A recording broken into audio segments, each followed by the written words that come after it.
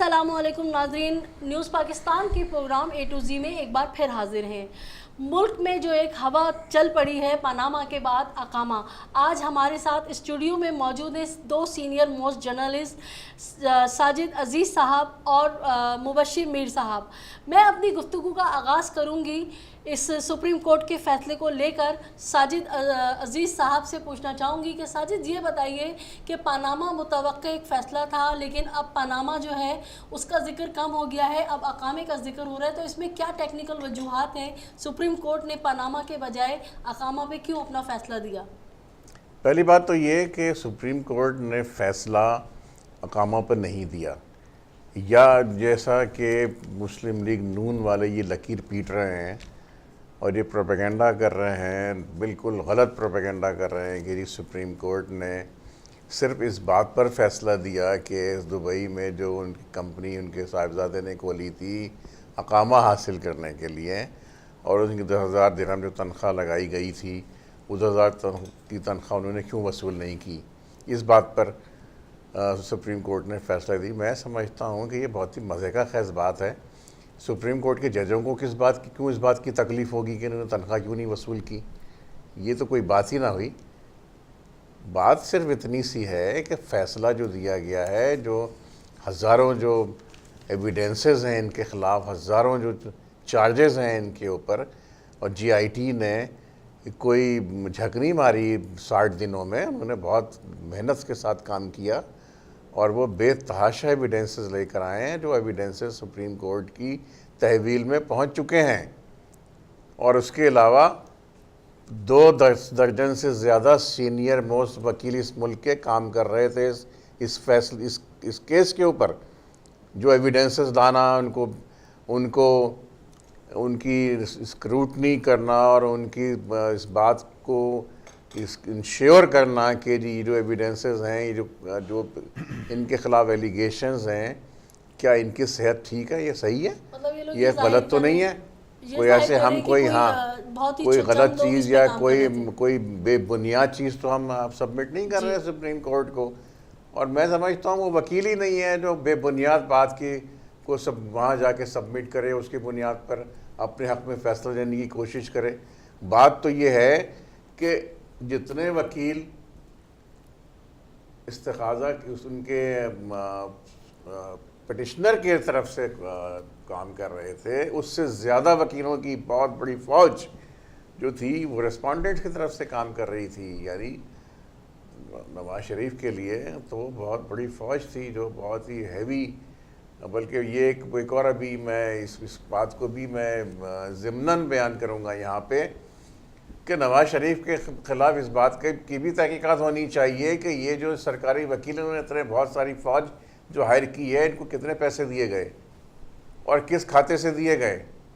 नवाज शरीफ ने अपने कौन से क्या, इन्होंने अपनी ज़ाती जेब से पैसे दिए थे इन वकीलों के कि वो इनका केस प्ली करें वहाँ कोर्ट में जाके, नंबर 1। बाकी जो मैं बात आपने अकामा की कि जी सुप्रीम कोर्ट ने अकामा की बुनियाद पर फ़ैसला दे दिया, ऐसा कुछ नहीं है। सुप्रीम कोर्ट ने बहुत ही मुकम्मल तफसीलन केस को सुनने के बाद एविडेंसेस की बुनियाद पर जो इनके ख़िलाफ़ चार्जेस हैं उनकी बुनियाद पर फ़ैसला दिया है, जिसकी यहाँ कोई तावील पेश नहीं कर सके। ये किसी एक भी चार्जेस का जवाब नहीं दे सके कोर्ट के अंदर, उनकी बुनियाद पर फ़ैसला हुआ है। और अभी तो बहुत कुछ आएगा आगे, बहुत कुछ होने वाला है, बहुत कुछ इनके ख़िलाफ़ चीज़ें आएंगी आगे। मैं अपना दूसरा सवाल करने से पहले मुबशिर मीर साहब आपको वेलकम करूंगी। आपने हमें आज ज्वाइन किया और बहुत हमारे लिए एजाज़ की बात है कि सीनियर मोस्ट आप हमारे साथी जर्नलिस्ट हैं। तो मेरा आपसे सवाल ये है कि जो हमारे मिनिस्टर्स हैं पाकिस्तान की अहम मिनिस्ट्रियों पे बैठे हुए हैं, जिस तरह से अनवर सयाल साहब हैं, सुहेल अनवर सयाल हैं, या शर्जील इनाम मेमन हैं, या जैसे अभी शर्जील मेमन तो अब वज़ीर नहीं है, अब रहे हैं, मतलब वज़ीर वो, और दीगर यहाँ पे अहम मिनिस्ट्रियों पर हैं और वहाँ पे अकामों पे मामूली पोस्टों पे ये लोग काम कर रहे हैं, जैसे गार्ड है या क्लर्क है। तो इसकी क्या वजूहात हैं? क्या इन लोगों को इससे फ़ायदा हासिल हो रहा है जो इस तरह की इन्होंने वहाँ पे डबल जॉब वगैरह ली हुई है? जी बहुत शुक्रिया आपका कि आपने प्रोग्राम में याद किया। मैं उसी कंटिन्यूटी के साथ जो साजिद भाई ने बात की है, इसमें एक दो लाइनें जो हैं उसका इजाफा करना चाहूँगा। देखें, एक चीज़ बड़ी क्लियर है और मेरा ख्याल है कि जो लोग कहते हैं कि केस बड़ा पेचीदा था, मेरा ख्याल है कि केस बड़ा आसान हो गया था जब शरीफ फैमिली ने ये एडमिट कर लिया था कि हाँ ये हमारी प्रॉपर्टी है। पहले ज़्यादा पेचीदा था जब ये समझ नहीं आ रही थी कि प्रॉपर्टी किसकी है। तो जब उन्होंने ख़ुद एडमिट कर लिया कि ये हमारी प्रॉपर्टी है, तो वो कहा जाता था कि फिर ये कौन साबित करेगा, तो फिर वो सुप्रीम कोर्ट ने ही उसको क्लियर कर दिया कि ये बारे सबूत जो है ये मालकान पे है, यानी कि शरीफ फैमिली पे है, कि वही बताएंगे कि हमने ये इसको किस तरह ख़रीदा है और कैसे ख़रीदा है और इसके लिए हमने रकम कहाँ से मुहैया की है। तो सिंपल बात यह है कि वो जो रकम मुहैया करने का सारा था, मनी ट्रेल जिसे हम बोलते हैं, वही उन्होंने साबित करनी थी कि हमने लीगल तरीके से पैसा कमाया है और लीगल तरीके से ही इसको लंदन में शिफ्ट किया है और उसके बाद हमने प्रॉपर्टी खरीदी है। बस ये बात है जो उन्होंने साबित करनी थी और इसके लिए कतरी ख़त का भी सहारा था या स्टील मिलें कोई ख़रीदारी और सेल के थे, जो कि साबित नहीं हुआ। ये है वो चीज़। और फिर वो दूसरा सवाल ये था कि जी वो प्रॉपर्टी जो है वो किसके नाम है और मियाँ साहब का उस पर क्या किरदार है। तो जिस ज़माने की वो प्रॉपर्टी निकल रही है उस ज़माने में उनके बच्चों के पास तो इतनी अमाउंट नहीं हो सकती। 17 साल 16 साल की उम्र में वो स्टूडेंट थे, तो फिर ये था कि इनके पास पैसे कहाँ से आए। ये सारी चीज़ें जो साबित करने की, अगेन वो मनी ट्रेल की बात है कि अगर वो उनको अपने ग्रैंडफादर से मिले हैं, पैसे मिले हैं, तो उनको कैसे मिले हैं और वो कैसे ले के लंदन कैसे गए। फाइनली ये था ना कि जब आखिरी दिन भी सुप्रीम कोर्ट के जजेस जो हैं वो यही कह रहे थे कि चलें आज ही बता दें कि पैसा आपको कैसे मिला और लेकर आप वहाँ कैसे गए। तो वो चीज़ सामने नहीं आई जिसकी बुनियाद पे वो बारे सबूत नहीं दे सके। और चूँकि उनके वो बच्चे जो हैं वो तो इस काबिल नहीं थे कि वो प्रॉपर्टीज़ ख़रीद सकते, तो वो पैसे जो हैं वो ऑब्वियसली वो फादर का जो है वही आता है, उस पर उन्हीं के ऊपर आता है बारे सबूत। तो लिहाजा सुप्रीम कोर्ट ने एक तो उनको डिसीट किया, नाअहल भी कर दिया कि आप इतने सालों से ये प्रॉपर्टी ओन करते हैं और इसके बारे में आप बता नहीं पाते, और साथ ही केसेस भी ओपन कर दिए जो जो उनके माजी में भी केसेस थे। और वो नैब को जो रेफरेंस जा रहे हैं, अब आज की भी न्यूज़ हैं कि रेफरेंस जो हैं वो तैयार हो गए। तो लिहाजा मेरा ख्याल है अब तहकीकात किसी और अंदाज से होंगी। GIT की एक और तरह की थी तहकीकात, और अब वो केस जो ऑलरेडी पेंडिंग पड़े हुए हैं उनकी तहकीकात और तरह से होंगी। और उसके बाद हमें समझ आएगी कि जो 20-25 केसेस जो हैं उनकी फैमिली के ऊपर हैं, मुख्तलिफ वो फैक्ट्रीज़ के हवाले से हैं या अदरवाइज़ काफ़ी एक लंबी लिस्ट है। तो फिर मेरा ख्याल है कि कुछ और किस्म की चीज़ें जब सामने आ जाएंगी तो फिर शायद सज़ा का तयन मज़ीद होगा। ये एक चीज़ है। दूसरी बात जो आपने अकामे की है, और काफ़ी लोगों के फेडरल मिनिस्टर्स के सूबाई वज़रा का आपने नाम लिया कि अकामे उनके निकल रहे हैं। देखिए, एक चीज़ तो बड़ी क्लियर है, मैं आपको बताता हूँ कि बड़े अथेंटिक हमारे अंग्रेज़ी रोज़नामे डॉन में एक दफ़ा एक एडिटोरियल छपा था कि वहाँ की, और रिपोर्ट थी दुबई की जो डेवलपमेंट अथॉरिटी है उसकी रिपोर्ट थी, वो डेट तो नहीं मुझे याद लेकिन उसको निकाला जा सकता है। तो उन्होंने कहा था कि कितनी इन्वेस्टमेंट जो है दुबई में किस मुल्क के लोगों ने की है, तो गालबन पाकिस्तान के लोगों का कुछ तीसरा नंबर आ रहा था, दूसरा या तीसरा। हाँ, तो वो था कि भाई 500 अरब से ज़्यादा पाकिस्तानियों ने वहाँ पे खर्च किया। 500 अरब से ज़्यादा से ज़्यादा अपने मुल्क में खर्च करते तो वो तो बात ही कुछ और है। लेकिन जो वहाँ चला गया पैसा, अब वो जैसे आपने देखा आपके सामने यान अली का केस आया था कि वो $5 लाख लेके कैश जा रही थी। आपका मुल्क कहता है कि आप $10,000 से लेके ना जा सकते हैं ना आ सकते हैं, और दुनिया में भी तकरीबन इतने ही अमाउंट जो है वो अलाउ है। तो $5 लाख कैश जा रहा था। तो ये आप देखें कि ये पैसे इसी तरह पाकिस्तान से जाते रहे हैं, और किसी न किसी तरह यकीनन जिन लोगों के अकामे निकल रहे हैं उनका उन रकमों से ताल्लुक़ ज़रूर बनता है।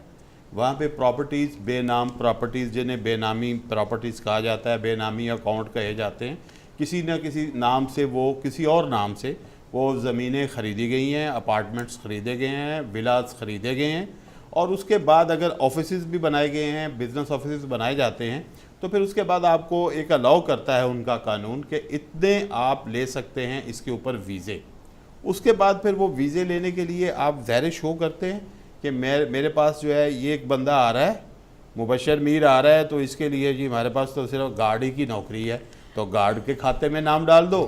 साजिद अजीज साहब आ रहे हैं, ये बड़े आदमी हैं, इनको डायरेक्टर बना दो, और इस तरह करके नाम डाल के वो अकामे जो है वो इशू कराए जाते हैं। और पीपल्स पार्टी का हम देखते हैं कि वहाँ पे अक्सर उनके जो बॉसेस हैं वो वहीं पे रहते हैं, तो इनको मेरा ख्याल है मीटिंग्स के लिए फ्रीक्वेंट जाना पड़ता था। तो पॉसिबिलिटी है कि इन्होंने ये एक वे आउट भी निकाला हो, लेकिन जो पहली बात है कि जो वहाँ पे प्रॉपर्टीज़ हैं, अगर उसके बारे में तहकीकात की जाए तो पाकिस्तान के कौन से लोग हैं जिन्होंने दुबई में प्रॉपर्टीज़ खरीदी हैं, तो मेरा ख्याल एक और आपको पंडोरा बॉक्स खुलता हुआ नज़र आएगा। साजिद साहब ये बताएं कि हमारे जो मुल्क के हालात हैं, ख़ासकर सियासी और समाजी, उन पे इंडिया जो हमारा पड़ोसी मुल्क है उसकी एक गहरी नज़र होती है। तो आजकल जो सिनेरियो चल रहा है इस पे इंडिया की क्या तासुर मतलब होंगे और क्या इस पे असरात मुरतब होंगे, क्या कहना चाहेंगे आप इस बारे में कि इंडिया इसको किस तरह से ले रहा है, क्योंकि एक बहुत बड़ी इन्वेस्टमेंट जो है मियाँ साहब की वो इंडिया में भी है। जहाँ तक इंडिया का ताल्लुक़ है, देखें इंडिया तो हमेशा से पाकिस्तान को बहुत क्लोजली मॉनिटर करता है हर मामले में। नवाज़ शरीफ का जहाँ तक मैंने अभी जो इंडियन मीडिया को देखा, खंगाला जो मुख्तलिफ़ ज़रियों से, तो उसमें मुझे जो चीज़ें आई हैं वहाँ से, जो मुख्तलिफ़ चैनल्स की जो क्लिप्स आए हैं तबसरे और उसके ऊपर जो उनके टॉक शोज़ में, तो उससे तो मुझे यूँ लगा कि जो वहाँ का जो मुक़्तदर तबका है, जो रूलिंग क्लास है, वहाँ की जो लोग जो हुकूमत में बैठे हुए, उन्हें तो बहुत तकलीफ़ हुई इस बात की कि नवाज़ शरीफ को डिसीट किया गया, नवाज़ शरीफ को नाअहल करार दिया गया, हुकूमत से बाहर कर दिया गया। ये उनके लिए कोई अच्छी खबर नहीं थी और इसको उन्होंने इतनी आसानी से हज़म नहीं किया। और ख़ुद मोदी के लिए भी और मोदी की पार्टी के लिए भी, और वो बहुत सारे कई लोग जो कि नवाज़ शरीफ के साथ बहुत उनका क्लोज़ कोऑर्डिनेशन है, तो उन सबको ज़ाहिर है कि तकलीफ़ हुई इस बात की। इसके साथ मैं आपने अकामा की बात की थी, तो मैं यूँ कहूँगा कि मैं इनकी बात में थोड़ा सा इजाफ़ा कर दूँ कि अकामा की जब बात निकली है तो बहुत दूर तक जाएगी। जिस तरह से करप्शन की एक लंबी दास्तान है इस मुल्क में, वो कहते हैं ना कि जन्नत के भी बहुत से दरवाज़े हैं और जहन्नम के भी कई दरवाज़े हैं, तो करप्शन के भी कई दरवाज़े हैं। अकामा एक दरवाज़ा है और सबसे बड़ा दरवाज़ा अकामा है करप्शन का। और ये अकामा ही नहीं बल्कि परमानेंट रेजिडेंसी ये लोग जो लेते हैं, हमारे जो करप्ट लोग जो हैं, जो यहाँ से पैसा लूट के दूसरे मुल्क लेके जाते हैं, जिनमें ये नवाज़ शरीफ साहब, इनकी फैमिली और बहुत सारे हमारे सियासतदान हैं जिनके नाम अभी आएंगे। तो ये अकामा लेने का मकसद ही ये होता है कि अकामा ले लिया, कोई 5 साल का मल्टीपल वीज़ा ले लिया अमेरिका का, या परमानेंट ग्रीन कार्ड ले लिया कनाडा का। हमारे बहुत सारे सियासतदान आज भी डबल नेशनलिटी रखते हैं। ये अलग बात है कि उनके बारे में कोई तहकीकात नहीं हो रही और ना उनको नाअहल करार दिया जा रहा है किसी चीज़ के लिए। हमारे बहुत सारे ब्यूरोक्रेट्स ऐसे हैं इस्लामाबाद में बैठे हुए जो अमेरिकन नेशनल हैं, ये ग्रीन कार्ड होल्डर्स हैं, और वो हर साल अमेरिका जाते हैं अपने ग्रीन कार्ड को रिन्यू करने के लिए। उसके रिन्यूअल के लिए हर साल जाते हैं, हर 6 महीने के बाद वो जाते हैं। और आज का भी एक फैसला जो हुआ है साजिद, वो जो बुलंद अख्तर साहब का है जी, वो भी उसी नौयत का है। एक छोटा सा ब्रेक लेंगे। गुफ्तगू इंतहाई दिलचस्प रुख इख्तियार करती जा रही है, कहीं मत जाइएगा, हमारे साथ रहिएगा। हम आते हैं एक छोटे से ब्रेक के बाद।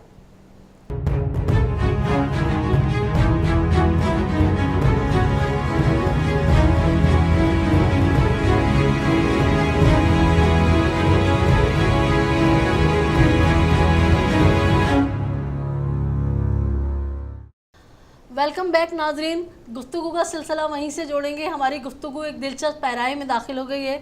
मेरा सवाल अब होगा साजिद साहब आपसे, ये बताइए कि मियाँ साहब की दिली ख्वाहिश थी कि मरियम नवाज़ जो हैं अगली वज़ीर आज़म बने, लेकिन अब जो सूरत हाल देखने में आई है तो जहाँ मियाँ साहब की नाअहली है वहाँ मरियम नवाज़ पे भी बहुत सारे इल्ज़ामात।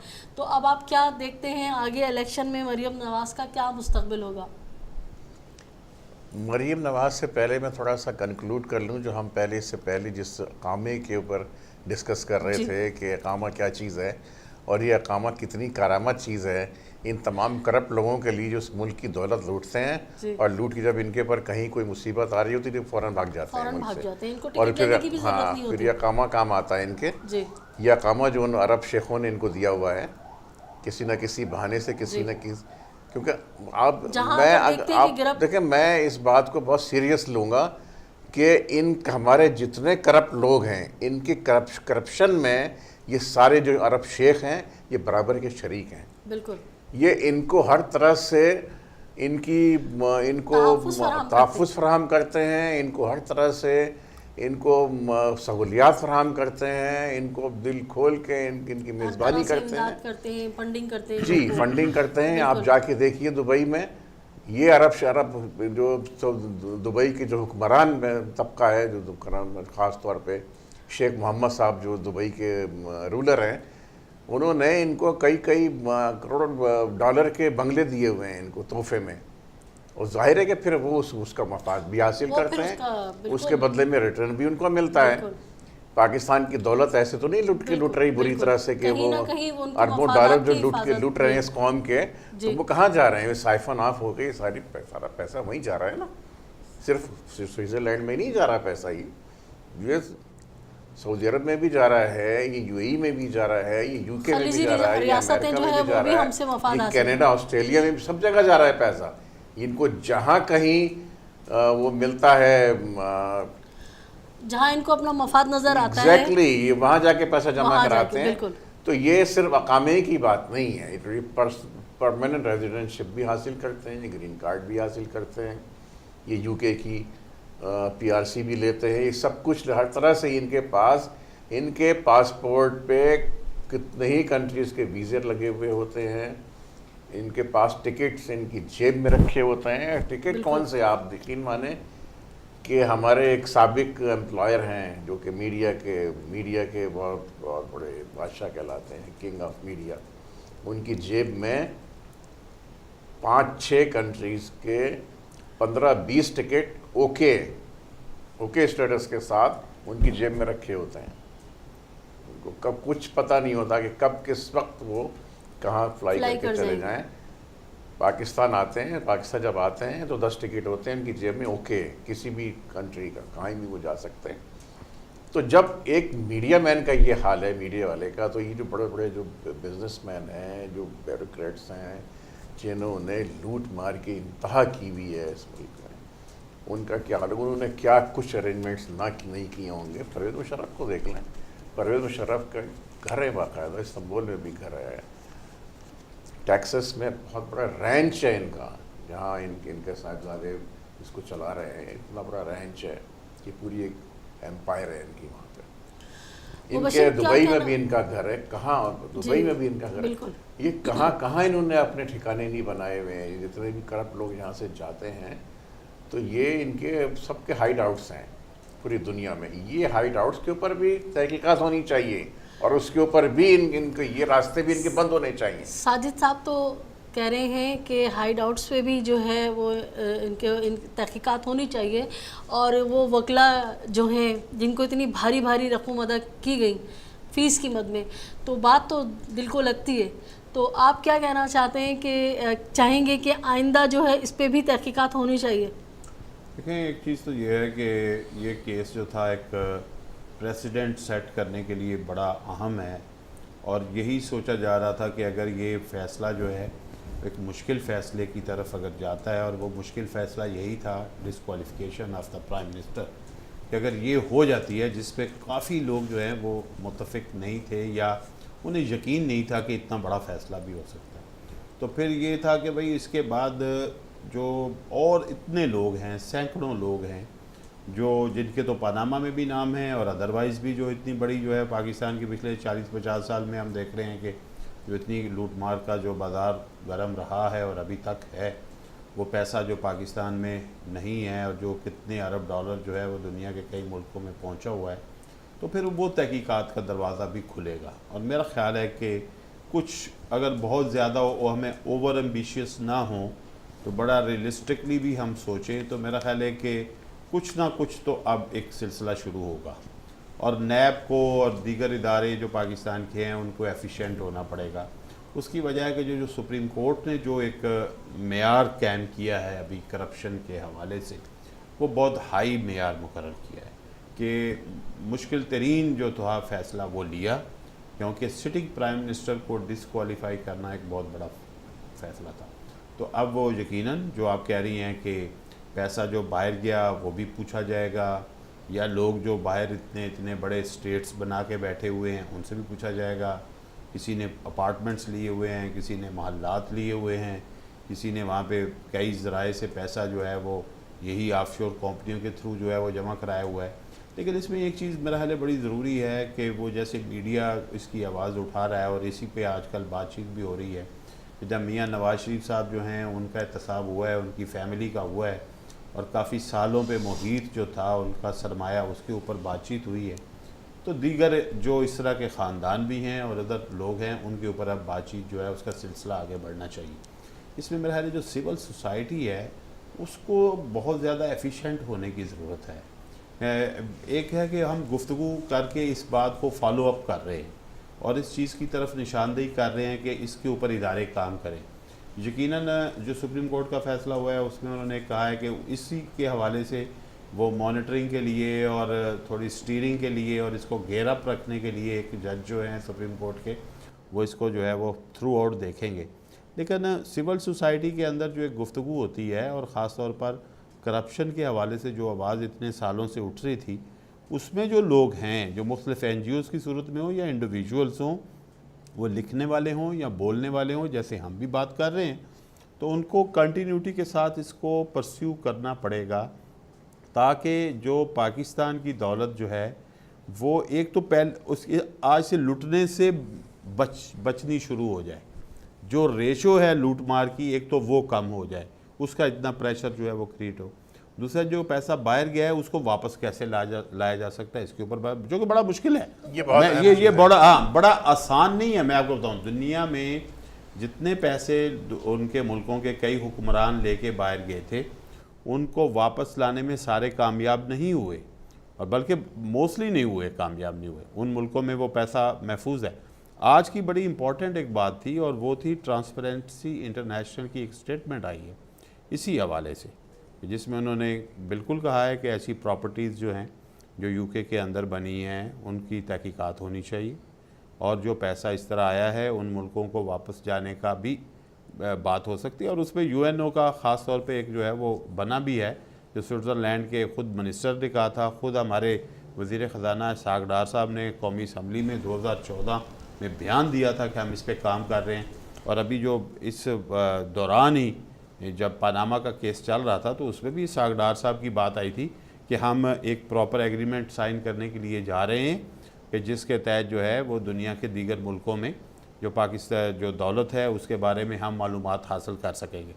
एक चीज़ ज़रूर मेरा ख्याल है कि आपके प्रोग्राम के तवज्जुह से कहना चाहता हूँ कि ये ज़रूरी है कि इसका भी चेक कर लिया जाए, जो अकामे की भी बात हुई है, और कि पाकिस्तान के कितने लोग जो हैं वो फॉरेन नेशनल हैं इस वक्त, ख़ास तौर पे जो असम्बली के मेंबरान, सेनेट के मेंबरान, सूबाई असम्बलियों के मेंबरान, टॉप ब्यूरोक्रेट्स, और जिनके पास जो है वो अहम ओहदे हैं, उनकी ड्यूल नेशनैलिटी अगर है तो अगर उन्होंने छुपाई हुई है उसको चेक किया जाए। मतलब हम यही कहेंगे कि बड़ा टेक्निकल फैसला लिया है सुप्रीम कोर्ट ने कि खाली एक ही ख़ानदान की जो है वो करप्शन नहीं इससे सामने आ रही है, बल्कि जाएगा एक के बाद एक जो है यकीनन होगा। ये जो है ना, ये जो एक ट्रांसपेरेंसी और ये जिसे उर्फ़े आम में तो कहते हैं ना झाड़ू फिरेगी, तो वो झाड़ू मेरे ख्याल फिरनी चाहिए, मैंने वो शुरू हो जानी चाहिए, तेज़ी उसमें थोड़ी चाहिए, क्योंकि जो 2018 का इलेक्शन हो पाकिस्तान का,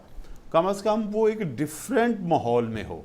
एक चीज़ तो यह है कि वो डिफरेंट माहौल इस तरह से हो कि जो अमूमन क्या होता है कि हम कहते हैं जी कि हमें एक ऐसे बंदे का इंतखाब करना है जो निस्बतन कम बदमाश है और जो हमारी जो चॉइस है अवाम के पास, जो वोटर्स के पास चॉइस है, वो ये होनी चाहिए कि इस वक्त जो लोग कंटेस्ट कर रहे हैं ये शरीफ लोग हैं, ये बेहतर लोग हैं, ये ईमानदार लोग हैं और हमें बेहतरीन का इंतखाब करना है।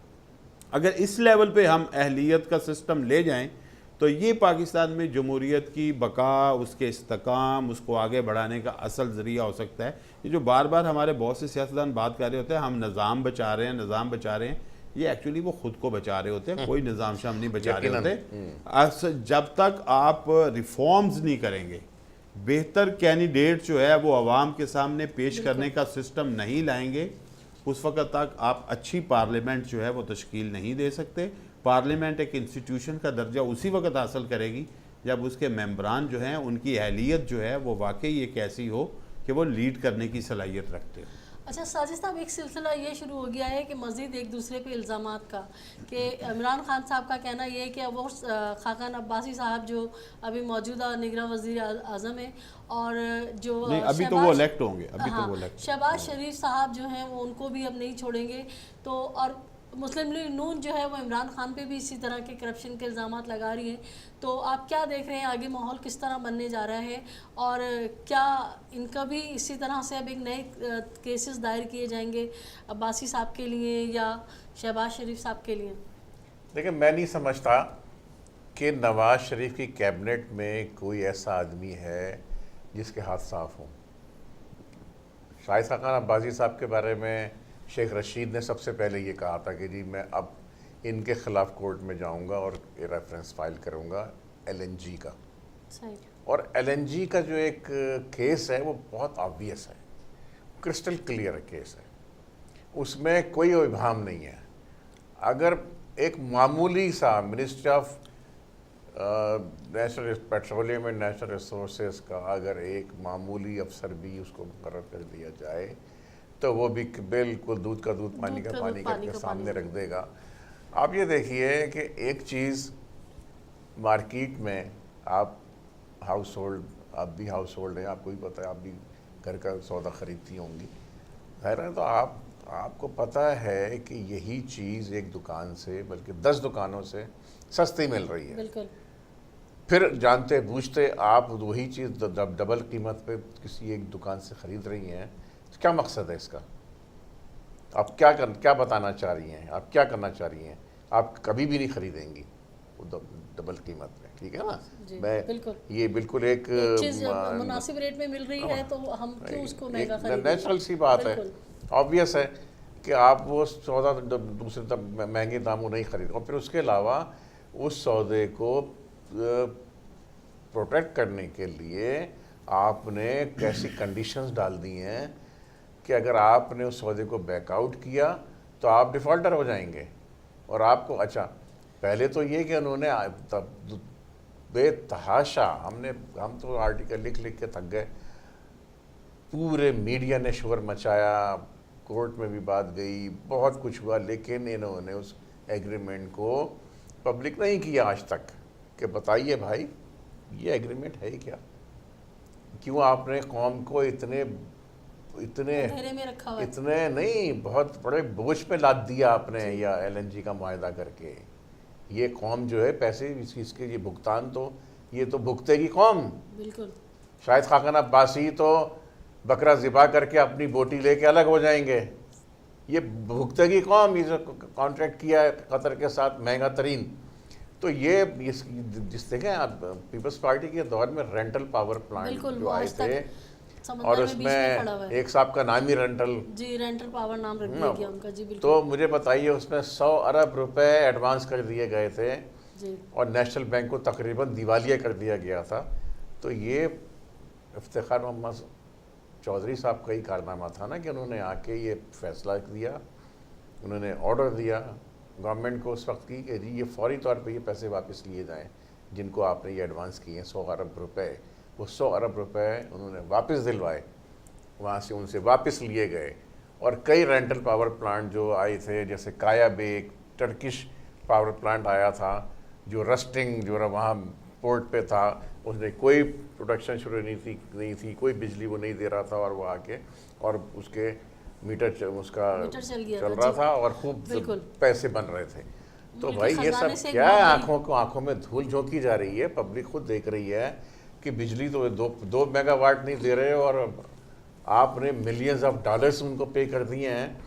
तो ये सब क्या है, ये सब ना लूट मार की इंतहा थी ना कि पहले तो लूट मार होती थी छुप के, अब तो इन्होंने लूट मार बिल्कुल सामने। ये आप पावर प्लांट की, पावर सेक्टर की मैं बात कर रहा हूँ, इन्होंने शहबाज शरीफ ने एक प्रोजेक्ट बनाया, क्या कौम को पता ही नहीं है, कौम तो बिल्कुल बहरा है, अंधी है, कौम को बिल्कुल पता ही नहीं है कि इन्होंने किया क्या कुछ नहीं है।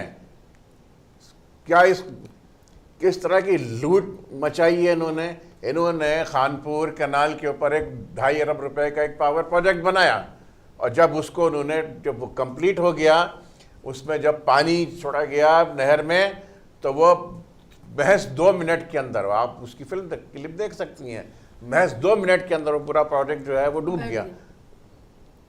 तो भाई क्या है ये, क्या अंधे हैं हम? कौम अंधी है, हम अंधे हैं क्या? देख रहे हैं अपने सामने कि 2.5 अरब रुपए 2 मिनट के अंदर डूब गए पानी के अंदर। क्या करप्शन ही है ना, बिल्कुल करप्शन। कि उसके अंदर आप पानी के ऊपर प्रोजेक्ट बना रहे हैं, वहां से आप बिजली पैदा करने जा रहे हैं, और उसके अंदर इतनी सकत नहीं है उस स्ट्रक्चर के अंदर कि वो 2 मिनट नहीं सहार सका। ये क्या है, ये करप्शन नहीं है? ये बिक्की पावर प्लांट में, ये नंदीपुर पावर प्लांट में, ये जो कुछ अरबों रुपए के जो करप्शन हुए हैं और अब तक हो रहे हैं, ये क्या है? ये तो अंधा, ये तो दिन दहाड़े ये लूट मार कर रहे हैं। आज भी मुस्लिम लीग नून की हुकूमत की लूट मार आज इस फैसले के आने के बाद भी ख़त्म नहीं हुई। मैं गारंटी के साथ, श्योरिटी के साथ कहता हूँ कि करप्शन आज भी ख़त्म नहीं हुई, आज भी लूट मार जारी है।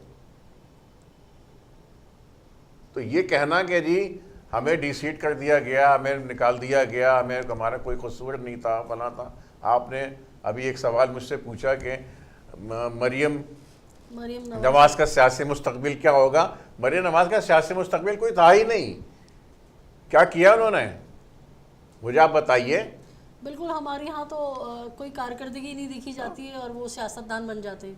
बिल्कुल, वो तो उनके मियाँ साहब की, वालिद साहब की जो है प्रमोशन थी, जिसमें कितना अर्सा हो गया मरियम नवाज को सियासत करते हुए। क्या किया उन्होंने, कौम तो जानती भी नहीं है।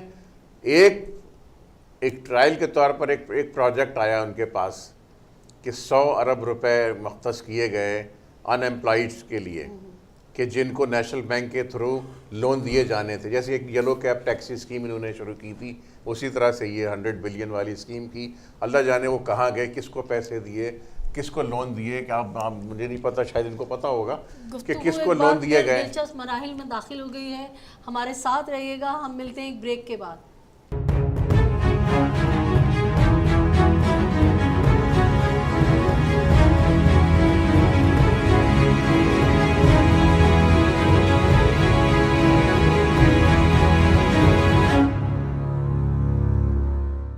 वेलकम बैक नाजरीन। एक बार फिर गुफ्तगू का सिलसिला मरियम नवाज़ से शुरू करेंगे। साजिद अजीज़ साहब हमें बता रहे थे कि मरियम नवाज़ का कोई मुस्तकबिल था ही नहीं। वो चंद दिनों की आई और बहुत बड़ी सियासी रहनुमा बनने की बनाकर उनको पेश किया गया। साजिद, आप किसी प्रोजेक्ट के हवाले से हमारे नाजरीन को बता रहे थे कि कोई प्रोजेक्ट दिया और उसमें भी उनको नाकामी हुई। देखें, वो नाकामी है ना, नवाज शरीफ की हुकूमत की नाकामी है कि वो 100 अरब रुपए का उन्होंने एक फ़ंड रखा, और उस फंड में वो अनएम्प्लॉयड लोगों को देने के लिए लोन, सॉफ्ट टर्म्स पे वो लोन देना जा रहे थे। तो मुझे ये बताइए, अच्छा उसमें मरियम नवाज़ को उसका हेड बनाया गया कि जी मरियम नवाज़ सुपरवाइज़ करेंगे उसको। उसके ऊपर एक तरह एतराज़ आ गया कि जी इनकी कोई ऑफिशियल हैसियत नहीं है और ये पब्लिक फ़ंड को इस तरह से इस्तेमाल नहीं कर सकती कि उसके ऊपर उनको चीफ बना के बैठा दिया जाए। तो उस पर यह हुआ कि जी उन्होंने अनऑफिशियली उसको हटा दिया गया। लेकिन ये ऑन रिकॉर्ड है ना, ये अल्फाज मरियम नवाज शरीफ के कि मैं देखती हूँ कौन मुझे हटाता है, और अल्टीमेटली वो फंड्स मरियम नवाज़ के अप्रूवल से ही सारे फंड जो थे वो एलोकेट किए गए। लोगों को जो कर्जे दिए गए वो मरियम नवाज़ की मर्ज़ी से दिए गए, और इसकी ये जो जितने कर्जे दिए गए हैं, ये इस स्कीम के, इसकी तमाम तर जिम्मेदारी मरियम नवाज़ के ऊपर है। मरीम नवाज को जवाब देखिए, देना है। सिनेरियो बड़ा देखने में आया है कि पाकिस्तान में जब सियासतदान आ जाते हैं, अपने कदम जमा लेते हैं, तो अपने फैमिलीज के बेटे बेटियों को ले आते हैं, वो फिर बच्चे भी जो हैं उनके वो पाकिस्तान को ऐसा समझते हैं कि ये हमारी मौरूसी कोई जायदाद है, हमें आबा और अजदाद से मिली। और उनका रवैया जिस तरह अभी आपने बताया कि मरीम नवाज ने कहा देखती हूँ मुझे कौन हटाता है, और वही हुआ। तो क्या अब इस फैसले के बाद हमारा ये चीज़ टूटेगी, जो एक सिनेरियो बना हुआ है कि मौरूसी सियासत हो जाती है और अपने दादा की और अपने अजदाद की जो है इसको मिल्कियत समझ लिया जाता है मुल्क को? देखिए, इनकी तो कोई डायनेस्टी, इनकी तो कोई ऐसी कोई थी भी नहीं कि जी नवाज शरीफ की फैमिली कोई बहुत सालों से, सदियों से कोई नवाबी ख़ानदान तो ये था नहीं। बिल्कुल एक लोहार ख़ानदान था, मामूली, वो भी बहुत मामूली लोहार ख़ानदान था। ये अभी इनकी एक ही नस्ल, अब एक ही नस्ल है ना इनकी, अब नवाज शरीफ की नस्ल थी तो जो हुकूमत में आई है, और उसके बाद दूसरी नस्ल इनकी दूसरी नस्ल पड़तोल रही है आने के लिए, और जिसमें इनको बहुत शदीद नाकामियों का सामना हो रहा है। यानी हमजा शहबाज जो है, उनकी भी रैप अच्छी नहीं है, कतई अच्छी नहीं है उनकी, वो भी। और मैं समझता हूँ कि हमजा शहबाज के खिलाफ भी रेफरेंसेस जाएंगे कोर्ट में, करप्शन जो उन्होंने अंधेर मचाई हुई है उन्होंने, और उनके कज़न्स ने, उनके भाइयों ने, बहनों ने, पूरे ख़ानदान ने इनके पंजाब में तो इंतहा अंधेर नगरी मचाई हुई है इन सब ने। बिल्कुल, इस ख़ानदान ने तो अंधेर नगरी मचाई हुई थी। मुबशिर साहब, आप ये बताइए कि बिल्कुल इसमें कोई दो राय नहीं है कि आज जो पाकिस्तान में एक तारीख़ी फ़ैसला हुआ है सुप्रीम कोर्ट की जानिब से, उसका सेहरा जाता है इमरान खान को। इमरान खान ने ही इस पे शोर मचाया, तो एक तरह से इमरान खान जो है काफ़ी हद तक हीरो नज़र आ रहे हैं। अब जो इलेक्शन होने जा रहे हैं NA 120 के, तो इसमें आपको क्या लगता है, क्या PTI बाजी ले जाएगी या नून लीग ही वहाँ से जीतेगी? अच्छा, ये अभी तो सॉरी बड़ा कबलत वक्त है क्योंकि कैंपेन के मराहल आएंगे, लेकिन जो एक माहौल बना है यकीनन PTI ने इसमें गेन भी किया है। अगर मैं 2013 के इलेक्शन को देखूं और अब 2017 को देखूं, तो इसके दरमियान का जितना फासला है, और इसमें धरना भी है, डिफरेंट वो धांधली के हवाले से कैंपेन्स भी हैं, फिर पंजाब की सियासत जो है उसके एक रुख में जो तब्दीली है उसको अगर देखूं, तो मेरा ख्याल है PTI जो है वो 30 से 40% जो है वो इंक्रीज़ हुई है 2013 के इलेक्शन के मुकाबले में। 2013 में कई जगहों पे इनके जो रनर अप कैंडिडेट्स थे, सेकंड पोजीशन जिन्होंने ली थी, वो 10,000 से 15,000 वोटों के दरमियान उनका सेकंड नंबर पे भी फासला था। मोस्टली जो मुस्लिम लीग नवाज़ के लोग जीते थे, उनसे इतने गैप से भी जीते थे कई नशिस्तों पे। अब सिचुएशन आज हम देखते हैं कि जो ज़िमनी इलेक्शंस भी हुए हैं कई पंजाब के अंदर भी, उसमें और कई इलेक्शंस जो हैं उनकी मैं डिटेल में भी वजाहत कर सकता हूँ। इवन लाहौर का सरदार अय्याज सादक साहब का इलेक्शन, फिर इसके अलावा गुजरांवाला में जस्टिस इफ्तिखार चीमा का इलेक्शन। अब 1 to 1 गेम जो है वो पंजाब में हो गई है। पीपल्स पार्टी जो है वो आहिस्ता आहिस्ता जो है वो बिल्कुल फारिग हो गई है। उसके हमें रहनुमा तो नज़र आते हैं टीवी के ऊपर, लेकिन स्ट्रीट पावर उसकी ख़त्म हो गई है। और उसका जो कारकुन था, जो बिल्कुल ही बड़ा ही जियाला था, वो किसी हद तक नाराज़ होकर साइड पे हो गया है, और कुछ लोग उनके रहनुमा जो हैं वो PTI ज्वाइन कर चुके हैं या किसी और पार्टी में चले गए हैं, और कुछ अभी जैसे ही माहौल और जाएगा सियासी इलेक्शन का, तो मेरा ख्याल है बहुत से लोग और भी पीपल्स पार्टी को छोड़ के तो वो बिल्कुल वो चेंज करके उधर चले जाएंगे। सो हम कह सकते हैं कि पंजाब के अंदर और लाहौर में भी ख़ास तौर पे अब 1 to 1 मुकाबले होंगे 2018 के इलेक्शन के PTI और PML-N के दरमियान। लेकिन जो NA 120 का है, ये मेरा ख्याल है एक बड़ा टेस्ट केस होगा, जिसमें जो नवाज शरीफ साहब की सीट जो है वो खाली हुई है, उस पर मोस्ट प्रोबेबली के शहबाज शरीफ साहब उसी पे ही लड़ेंगे, क्योंकि वो आइंदा प्राइम मिनिस्टर के उम्मीदवार बन गए। अब यहाँ पे अगर पिछले इलेक्शन पे ही जाएं, तो यास्मीन राशिद जो हैं, जो बड़ी नामवर गायनेकोलॉजिस्ट डॉक्टर हैं, वो इस पर नवाज शरीफ साहब के मुकाबले में कंटेस्ट किया था, और सरप्राइजिंगली आप सोचें उन्होंने 50,000 प्लस वोट लिए थे उस वक्त 2013 में। फाइट दी थी, और फाइट उनकी कैंपेन ज़बरदस्त थी। क्योंकि वो लाहौर की एक बड़ी पॉपुलर शख्सियत हैं, एक अरसे से उन्होंने गायनी प्रैक्टिस की है और लेडीज़ का, हाँ वही मैं कह रहा था कि वो तो वो फेमस इसी वाले से थी कि वो पता नहीं कितने तो बच्चे जो होंगे वो उनके हाथ के इस दुनिया में आए हुए होंगे। तो लेकिन वो पॉपुलैरिटी है उनकी, अभी भी है, अभी भी वो तहरीक इंसाफ का एक थिंक टैंक जो है उसको हेड करती हैं, तो वो एक्टिव भी हैं। मसलन वो हम समझते हैं कि जब नवाज शरीफ साहब के मुकाबले में उन्होंने 50,000 से ज़्यादा वोट लिए थे, तो एक और उस वक्त 2013 का माहौल और आज के माहौल में बहुत गेन, और मैं ये बताना चाह रहा हूँ आपको कि 30 से 40% पीटीआई इंक्रीज़ कर चुकी है अपना वोट बैंक, और अब 1-to-1 गेम। तो लिहाजा और आज की जो न्यूज़ मैंने सुनी है कि NA 120 में बायोमेट्रिक होने जा रहा है, तो ये भी एक बड़ी बात है कि बायोमेट्रिक से इलेक्शन होगा। फिर यह है कि 1-to-1 अगर मुकाबला भी है वो भी इन दोनों के दरमियान होगा। तो शहबाज शरीफ साहब को मेरा ख्याल है आसानी के साथ जो है ये सीट नहीं मिलेगी। अगर वो जीतते हैं तो बहुत ही कम मार्जिन से जीतेंगे और बड़ा मुश्किल उनको यहाँ पे अपनी पूरी गवर्नमेंट का, अपनी पार्टी का, और पता नहीं किस तरह उनको ज़ोर लगाना पड़ेगा। और फिर यह है कि जो अपना इलेक्शन था पहले सरदार या सादिक साहब का, उसके हवाले से भी बड़े अभी भी क्वेश्चन जो हैं वो उठते हैं। तो वो तो एक तैयारी के साथ हुआ था, ये तो अचानक हुआ है, तो लिहाजा बहुत से अरेंजमेंट्स जो हैं वो तो अभी मेरा ख्याल किए भी नहीं जा सकेंगे।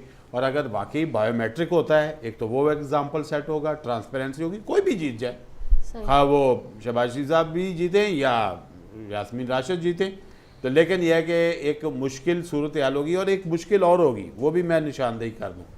देखें, जो मियां नवाज शरीफ साहब हैं वो नाअहल हो चुके हैं, और ये डिबेट तो है, लेकिन मोस्टली यही है कि जो नाअहल है वो पार्टी को हेड नहीं कर सकता, वो पार्टी का इवन किसी का कारकुन नहीं बन सकता, वो कैंपेन नहीं कर सकता, कैंपेन भी नहीं चला सकते जी।